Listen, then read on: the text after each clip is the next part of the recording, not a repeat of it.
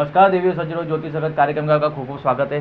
हमारे साथ बैठे डॉक्टर विश्वनाथ जी। आज हम लोग चर्चा विचार करेंगे कि ऊपर के मेष के सूर्य के बारे में। मेष का सूर्य जो कि उच्च का गिनाया जाता है और तुला का सूर्य जो कि नीच का होता है। तो तुला का जो वीडियो है आप हमारे कटिबंध चैनल पर जाकर के जो ज्योतिष जगत कार्यक्रम के हम देख सकते हैं। आइए हम चर्चा विचार करते हैं मेष के सूर्य के ऊपर। जी, जैसे कि दर्शक बंधुओं, जैसा कि युवराज जी ने आज का टॉपिक रखा मेष राशि का मेष सूर्य। राशि का सूर्य, मेष राशि 3 नक्षत्रों से बनती है युवराज जी। जी, अश्विनी, भरणी और कृत्तिका। तो अश्विनी के 10 डिग्री पे सूर्य उच्च का माना जाता है या मेष राशि में सूर्य उच्च का माना जाता है। तो युवराज जी, हमारे जन्माक्षर में मेष राशि का स्थान हमारा लग्न ही आता है। तो सूर्य अगर हम बात करें तो हमारे लिए एक जैविक ऊर्जा का साधन है। दिन और रात होते हैं।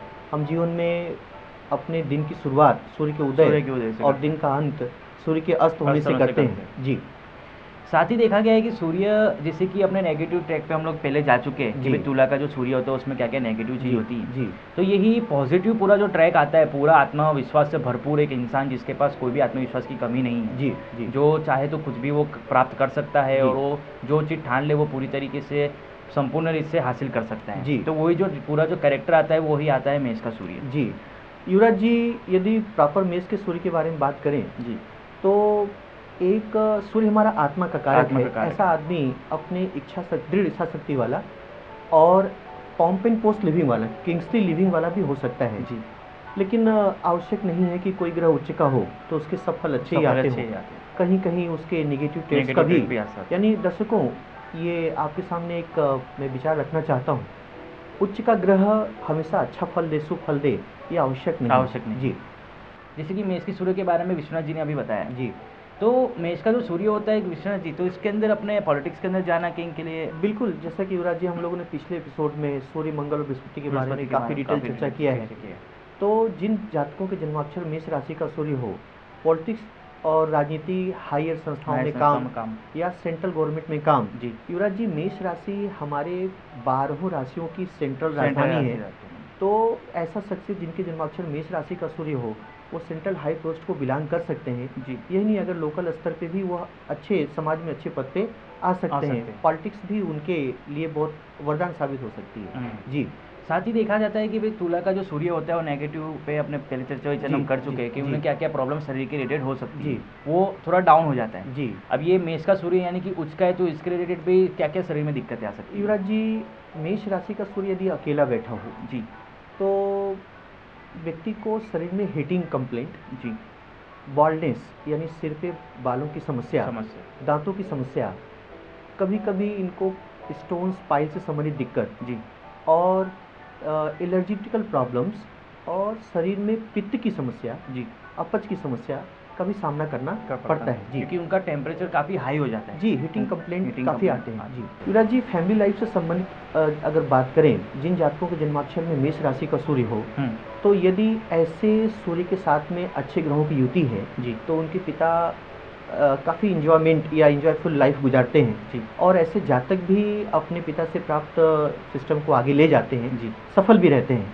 और यदि बात करें जैसे कि अगर सप्तम स्थान में सूर्य मेष का उच्च का बैठा हो जी तो कभी कभी वाइफ के साथ गृहस्थी के जीवन, मैरिज लाइफ में उठापटक भी देखनी पड़ती है। जी, जी, साथ ही इनके एजुकेशन के बारे में बात करें तो उनका कैसा रहता है?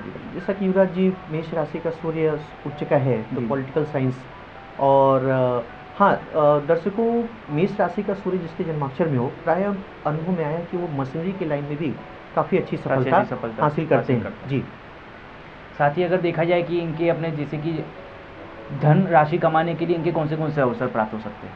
युवराज जी, अगर हम बात करें मेष राशि के सूर्य का तो भिन्न भिन्न लग्नों में अलग अलग लक्ष्मी प्रदायक स्थितियां इसके द्वारा बनती हैं। जैसे मेष, सिंह और धनु में यह राजयोगकारी और लक्ष्मी प्रदायक रहता है। जी, और यदि हम बात करें वृष, कन्या और तुला लग्नों में जी तो ऐसे में बुधादित्य के द्वारा ये अच्छा फल दे सकता है। जी, जी, बुधादित्य योग काफ़ी बहुत ही ज्योतिष के अंदर बहुत बड़ा अच्छा योग आ रहा है जी और काफ़ी शुभ योग भी है। जी, और इसके साथ अगर कोई जातक के साथ में सूर्य और बुध हो तो बुधादित्य योग के अंदर क्या क्या बेनिफिट्स हो सकते हैं? युवराज जी, बुधादित्य योग के बारे में अगर बात करें तो बुध जैसा कि हमारा नॉलेजेबल पावर है, सूर्य के साथ इसकी युति व्यक्ति को बहुत ही नोबेल पर्सनालिटी, जेनरस पर्सनालिटी और एक एजुकेटेड पर्सनालिटी के रूप में प्रदर्शित करता है। जी, जैसे कि उच्च का ग्रह, जैसे कि आपने स्टार्टिंग में एक सवाल अपने एक जोड़ा जी कि उच्च का ग्रह बोले फल नहीं देता जी, तो ये इसका क्या है?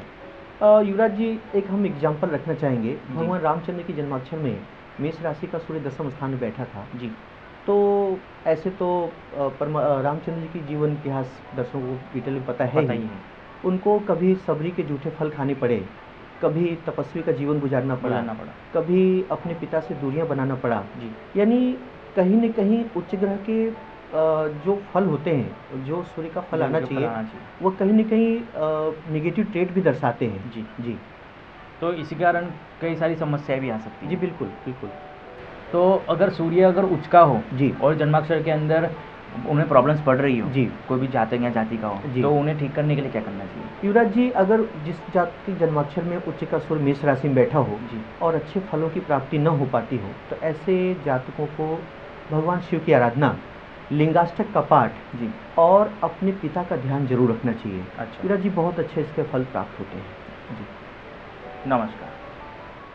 Like, share, comment and subscribe Katiban News channel and press the bell icon to watch the latest news first and foremost on your mobile.